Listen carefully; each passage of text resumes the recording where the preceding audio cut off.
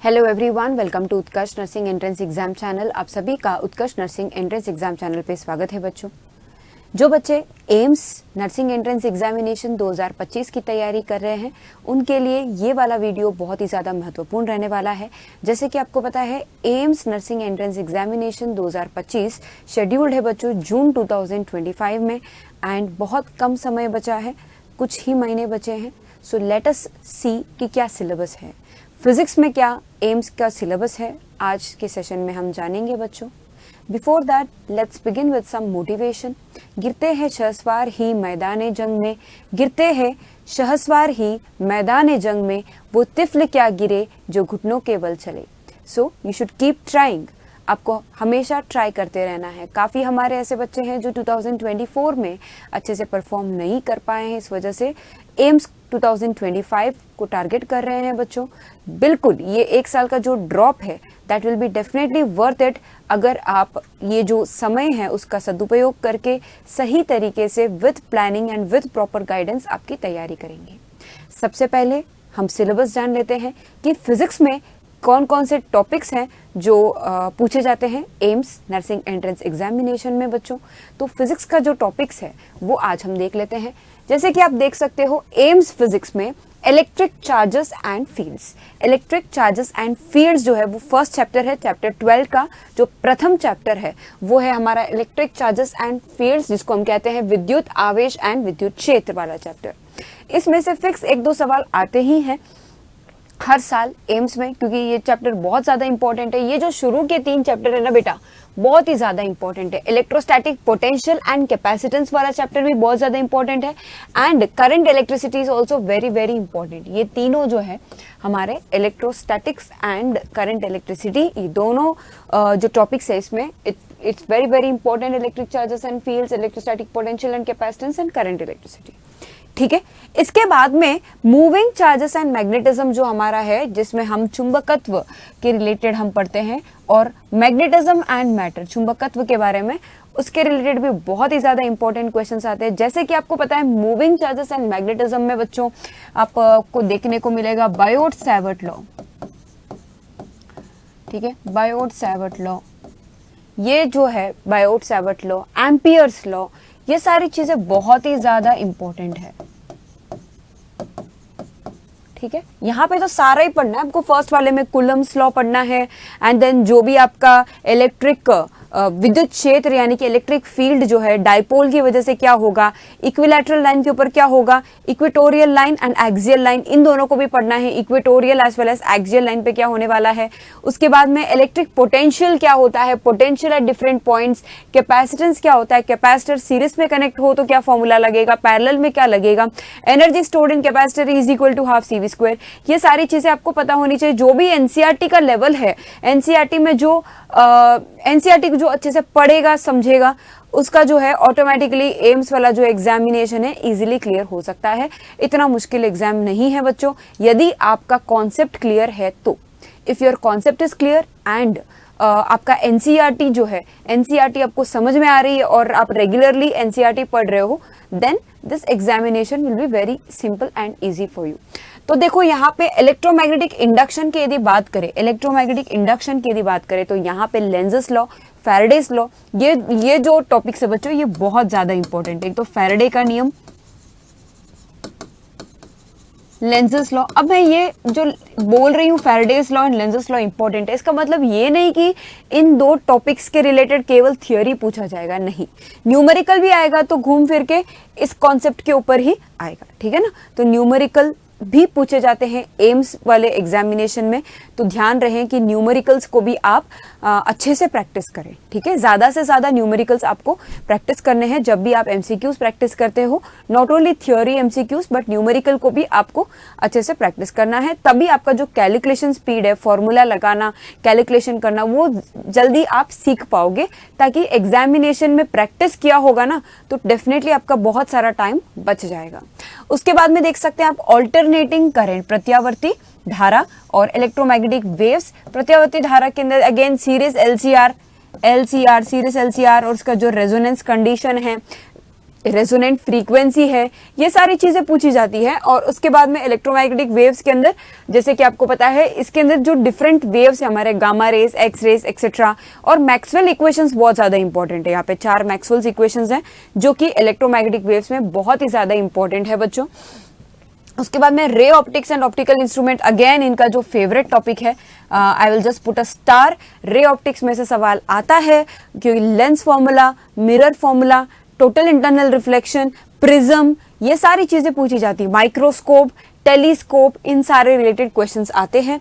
Wave optics, देखो wave optics के अंदर again you have interference, diffraction, यानी कि व्यतिकरण जो है, इंटरफेरेंस को क्या कहते हैं बच्चों, व्यतिकरण कहते हैं। डिफ्रैक्शन यानी कि विवर्तन, ये सारी चीजें पूछी जाती है। पोलराइजेशन, इसके रिलेटेड क्वेश्चंस आता है। ब्रूस्टर्स लॉ यहाँ पे बहुत ज्यादा महत्वपूर्ण है। ब्रूस्टर्स लॉ, ब्रूस्टर का जो लॉ है। यंग्स डबल स्लिट एक्सपेरिमेंट भी पूछा जाता है। यंग्स डबल स्लिट, ये व्यतिकरण में आता है बेटा। यंग्स डबल स्लिट एक्सपेरिमेंट व्यतिकरण में पूछा जाता है।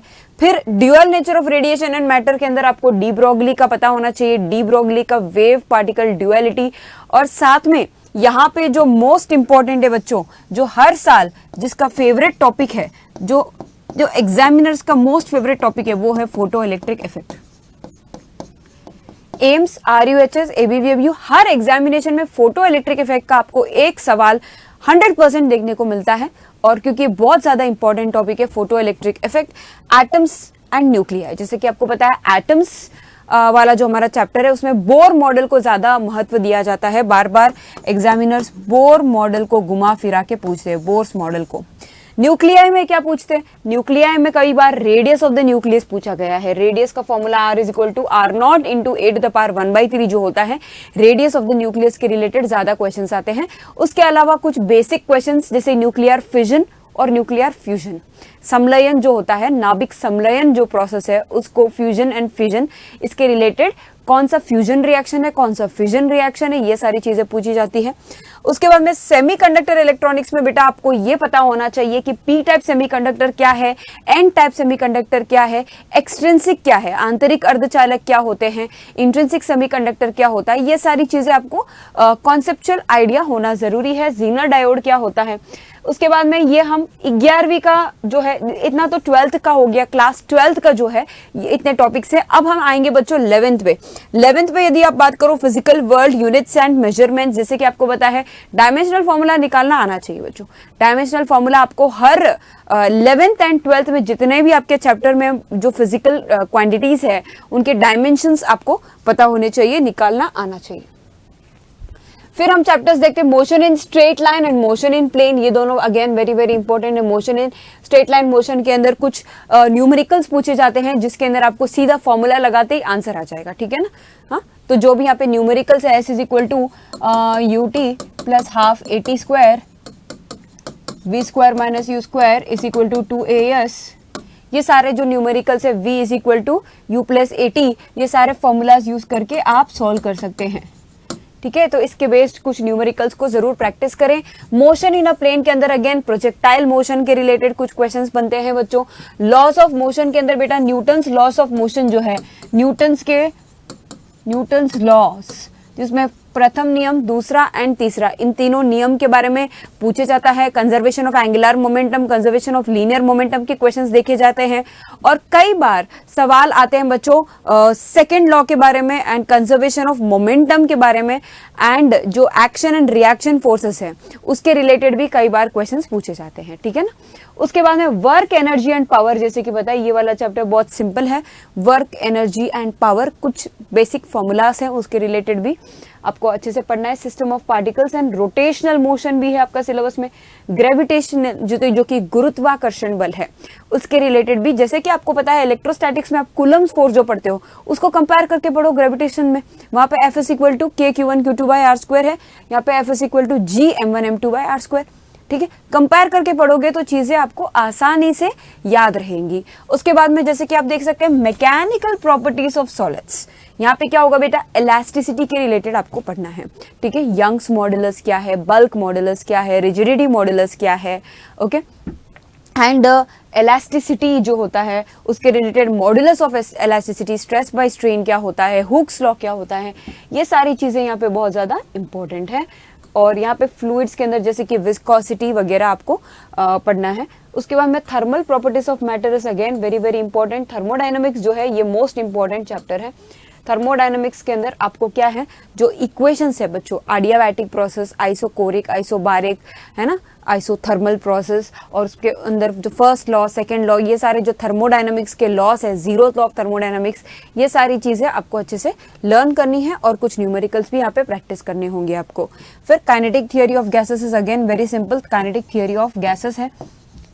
ऑसिलेशन एंड वेव्स भी बहुत ही ज्यादा आप इन दोनों को अच्छे से कंपेयर करके पढ़ सकते हो। ऑसिलेशंस एंड वेव्स वाला जो टॉपिक है, तो ये कुल मिला के ये आपका सिलेबस है रहने वाला है।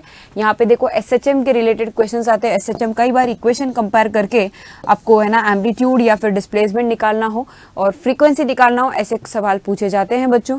एंड वेव्स के अंदर भी जैसे कि आपको, है ना, वो different types of waves, superposition of waves क्या होता है, वो सारी चीजें पूछी जाती है। ठीक है, सो ये रहा आपका क्लास 11 एंड क्लास 12 का जो टोटल फिजिक्स का कंटेंट है, वो सारा आपके एम्स में देखने को मिलता है। और इससे पहले आपको ये पता होना चाहिए बच्चों, सिलेबस तो एक साइड में, आप फिजिक्स, केमिस्ट्री एंड बायोलॉजी, आपको सबको पता है कि क्लास 11 एंड क्लास 12 का जो है फिजिक्स, केमिस्ट्री एंड बायोलॉजी पूछा जाता है। उसके अलावा आपको ये पता होना चाहिए कि एम्स का पैटर्न क्या है। एम्स का पैटर्न क्या है बच्चों? एम्स 100 सवाल पूछता है, 100 क्वेश्चंस आते हैं एग्जामिनेशन में, जिसमें आपको फिजिक्स के 30 सवाल देखने को मिलते हैं, केमिस्ट्री के बच्चों 30 सवाल देखने को मिलते हैं, बायो के आपको 30 सवाल देखने को मिलते हैं, और जीके के आपको बच्चों 10 सवाल देखने को मिलते हैं। टोटल आपके हुए 100 सवाल। इन 100 सवालों के बच्चों आपको 100 मार्क्स, 100 नंबर का आपका एग्जामिनेशन होगा। 100 मार्क्स, 100 क्वेश्चंस। और ये जो आपका एग्जाम है बच्चों, वो कंप्यूटर बेस्ड है। ठीक है, वो ऑफलाइन नहीं है, it is computer based, CBT, यानी कि ऑनलाइन होने वाला है। ये आपका हमेशा ऑनलाइन ही होते आ रहा है, पिछले 2-3 सालों से ये ऑनलाइन ही हो रहा है। ठीक है ना, ये जो एम्स वाला नर्सिंग एंट्रेंस एग्जामिनेशन है, कंप्यूटर बेस्ड टेस्ट होने वाला है बच्चों, और साथ में नेगेटिव मार्किंग भी होती है। यहाँ पे ये याद रखना कि नेगेटिव मार्किंग भी होती है, इसलिए इस बात का विशेष रूप से ध्यान रखें कि आपको जो है एक्यूरेटली आंसर करना है। ठीक है, तुक्का लगाओगे तो आपका माइनस में जा सकता है यदि आंसर गलत हुआ तो।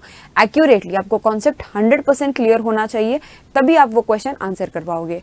ठीक है, नेगेटिव मार्किंग कितना है? नेगेटिव मार्किंग है बच्चों -1/3। और केमिस्ट्री एंड बायोलॉजी में क्या क्या पूछा जाता है? तो केमिस्ट्री, बायोलॉजी में भी, फिजिक्स, केमिस्ट्री, बायोलॉजी तीनों में आपको 11वीं एंड 12वीं का जो एनसीईआरटी है, एनसीईआरटी के ऊपर बेस्ड है। ठीक है ना, एनसीईआरटी के ऊपर बेस्ड है आपका सिलेबस। ये है आपके एम्स फिजिक्स एंड एम्स का जो सिलेबस है, एम्स का जो एग्जाम पैटर्न है, उसके रिलेटेड जानकारी।